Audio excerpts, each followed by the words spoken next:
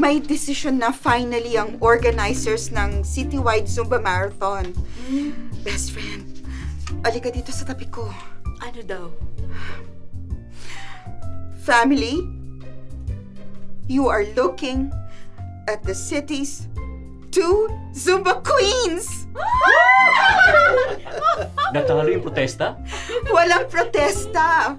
Nung malaman ni Chairwoman na napadala pa din sa organizers yung protest letter, siya na mismong pumunta sa City Hall para i-atras ito. Yung nag-file na tauhan niya? Ay, nagsorry na rin. Nalito lang daw siya at nakalimutan ang gawin dahil nga nagkasunog after. So, ibig sabihin, tapos na ang intriga sa Zumba scandal na yan, ha? Sana nga. Sana wala na ring bashers. May feeling ako na wala na rin yan. Eh, baka nga random bashes lang yung mga yun. Mga mema lang. Mema! May masabi lang, Lo. Tama! Ipagdasal na lang natin sila. Ay, correct yan, Inday Maylin.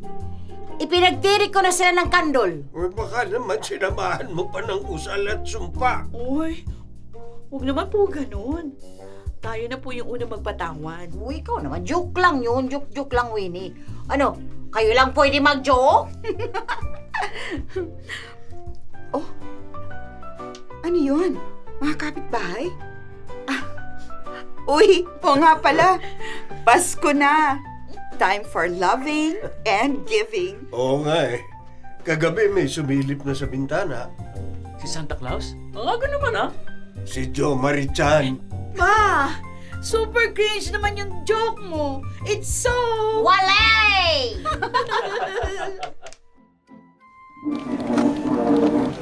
Naku, Marites at Winnie. Hanggang ngayon, kinikilig pa rin ako. First time kong nakausap si Mayora sa cellphone ko mismo. Talaga po? Ang galing! Wow, level up ka na, Kapitana. Oo nga. You know what? May request siya sa atin. At kaya ko nga kayo pinatawag dahil dyan. Natuwa siya kasi yung mga video na nag-viral, yung mga video nyo.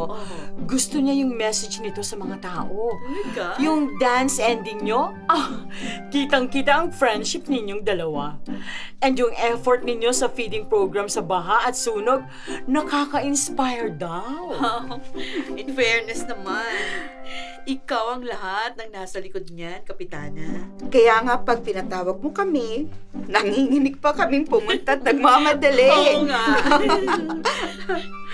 Grabehan naman yung nanginginig. Pero salamat sa inyong dalawa talaga. May gustong gawin si Mayore. Pwede daw bang lawakan natin yung ating feeding program at gawing regular?